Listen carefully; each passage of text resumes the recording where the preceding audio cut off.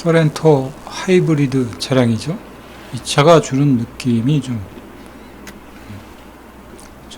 새롭다 그럴까요? 그래서 한번 다뤄보려고 합니다. 길이가 4,810mm입니다. 4.8m죠. 4.8m 정도면은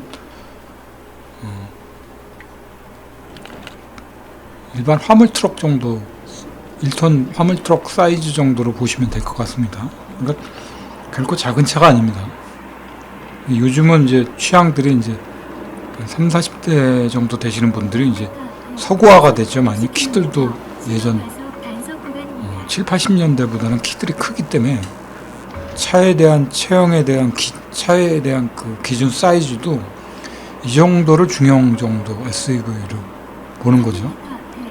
제가 보는 관점에서 이렇게 봤을 때는 사람의 체형으로 봤을 때는 이제 근육질의 차량이 이 소렌토 같은 느낌인 거죠. 이보다 좀 더 우람한 체구의 차량이 이제 펠리쉐이드라고 보면 됩니다.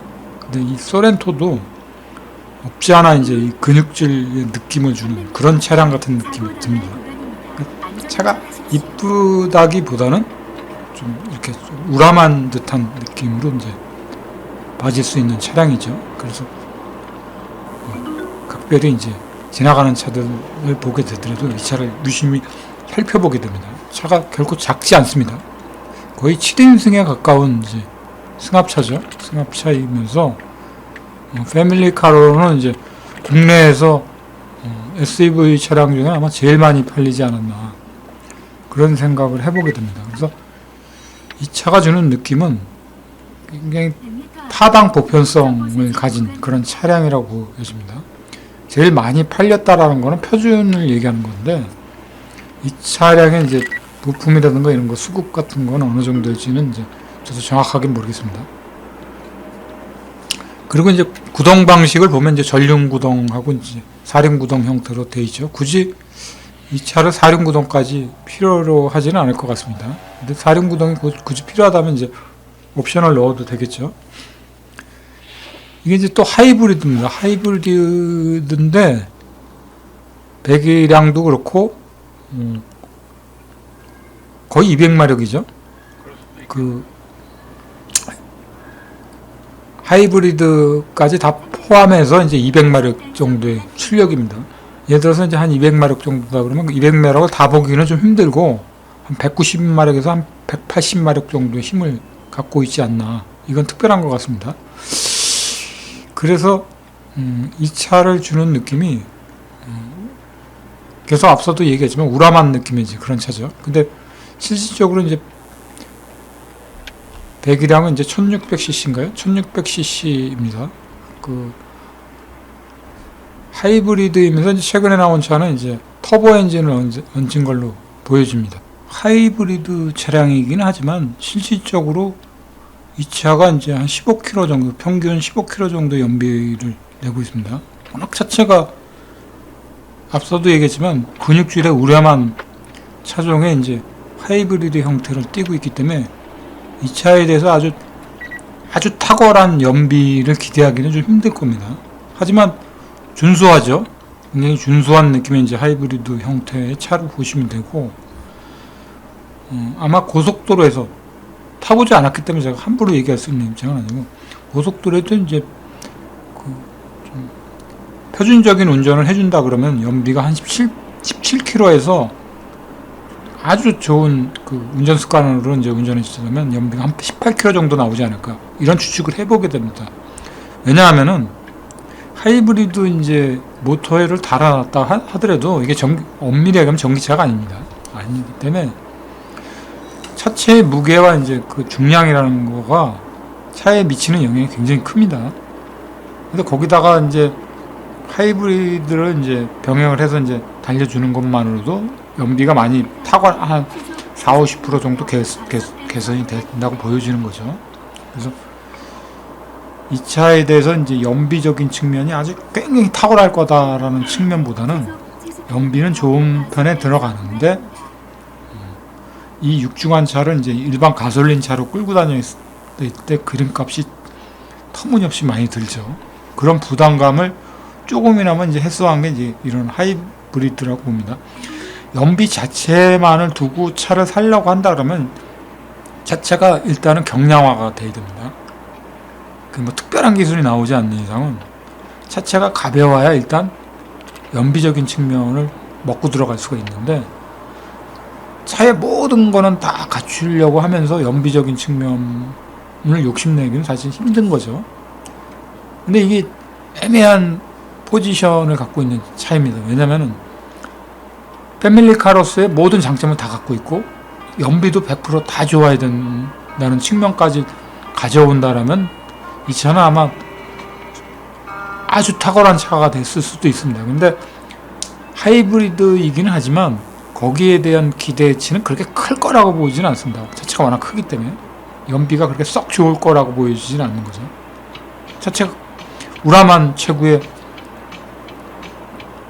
하이브리드 형식으로 이제 취했다 하더라도 그게 이제 여기다 이 엔진과 이제 결합이 돼서 그런 부분은 이제 좋은 쪽으로 이끌어줄 부분이 그렇게 크다고, 그 영향력이 크다고 보이지는 않습니다.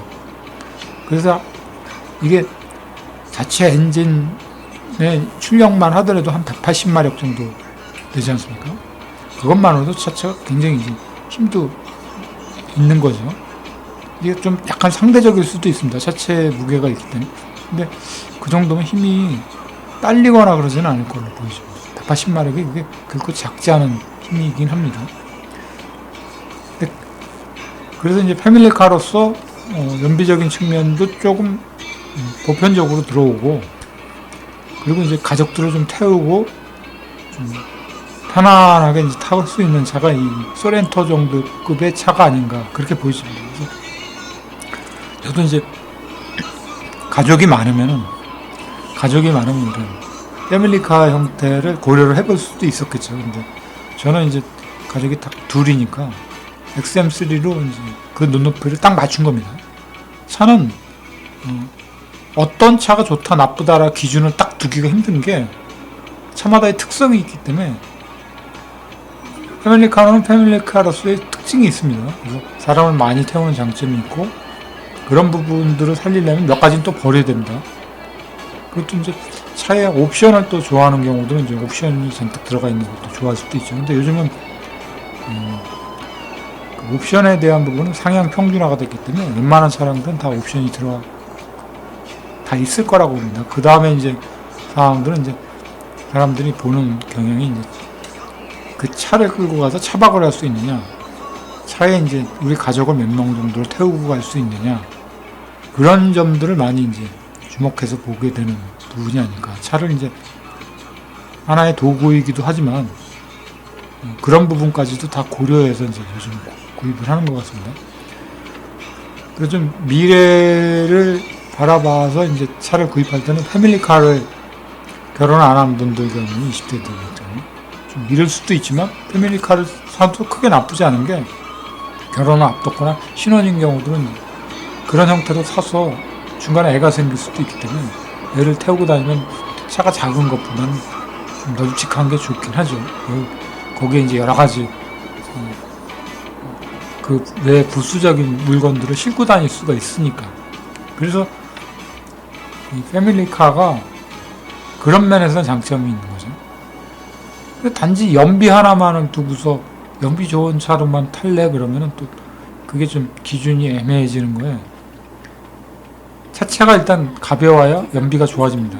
그래서 차체를 무거운 쪽으로 패밀리카 형태에서 연비 좋은 차를 찾는 건 상당히 힘듭니다. 아무리 특별한 기술을 넣었다 하더라도 거기에는 분명한 그 차를 만든 제조사에서도 상당한 딜레마가 있을 것으로 보이는 부분인데, 제가 봐도 차체는 일단 날렵하고 작아야 연비가 좋습니다.